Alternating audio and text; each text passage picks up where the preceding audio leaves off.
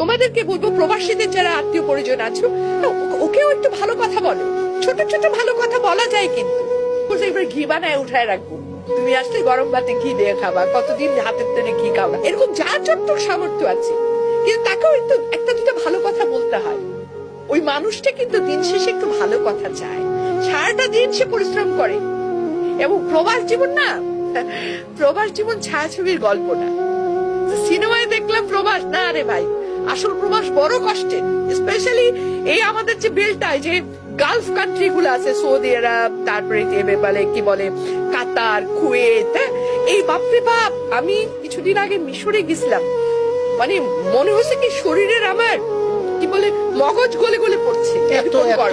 Dubai, বাপরে বাপ, মানে ওখানে যে কি কষ্ট, এটা না আসলে বাংলাদেশের মানুষকে আমি বুঝাইতে পারবো না, কল্পনা করতে পারবো না। নিজে না গেলে বোঝা যায় না।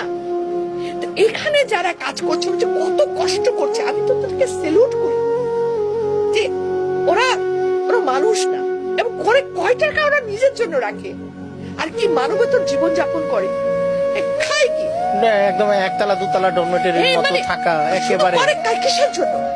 একটা প্রবাসী যারা এরকম গালফ কান্ট্রি গুলোতে আছে, তারা যেরকম জীবন যাপন করে, যেটুকু খাওয়া দাওয়া করে, যেহেতু কষ্টে থাকে, এই কষ্টটা কেন করে?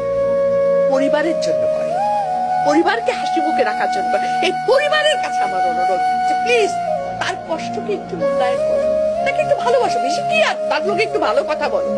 সারাক্ষণ মানে সে ফোন করে মানে কিন্তু খালি অভিযোগ অভিযোগ অভিযোগ, নাই নাই নাই, দাও দাও দাও, অভিযোগ অভিযোগ। আরে এগুলো করে কি হয়, ওর ভিতরে একটা রুহের হায় হয়, সেও তো একটা মানুষ। এই রুহের হায় কিন্তু কোনোদিন বৃথা যায় না, টুডে টুমরো এটার জন্য পে করতে হয়।